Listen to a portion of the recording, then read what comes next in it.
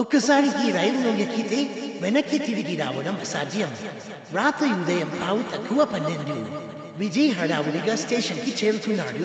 చివరి రైలు బయలుదేరబోతోంది. టికెట్ తీసుకుని పరుగెత్తి ఎక్కేశాడు. కానీ లోపల చూసి షాక్ అయ్యాడు. ఇది ఖాళీగా ఉంది, ఎవరూ లేరు. ఇది సాధారణ రైలు కాదేమో. విజయ్ కిటికీ పక్కన కూర్చుని ఫోన్ చెక్ చేశాడు. No signal. రైలు కదిలింది. కిటికీ బయట ప్లాట్ఫామ్ అసహజంగా మెరిసిపోతోంది. అంతలోనే వెనకాల ఎవరో ఉన్నట్టు అనిపించింది. తిరిగి చూశాడు.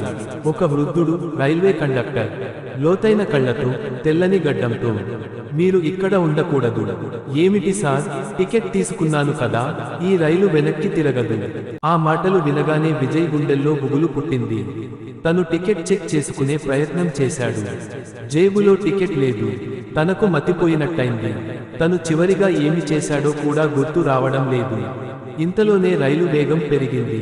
కిటికీ బయట చూస్తే స్టేషన్లు కనబడడం లేదు. సార్, ఇది ఎక్కడికి వెళ్తోంది? నీ మనసుకు అది తెలియదా? వృద్ధుడు నిశ్శబ్దంగా నవ్వాడు. అక్కడికక్కడ లైట్లు వెలిగిపోయాయి. అంధకారంలో విజయ్ ఒంటరిగా నిలిచాడు.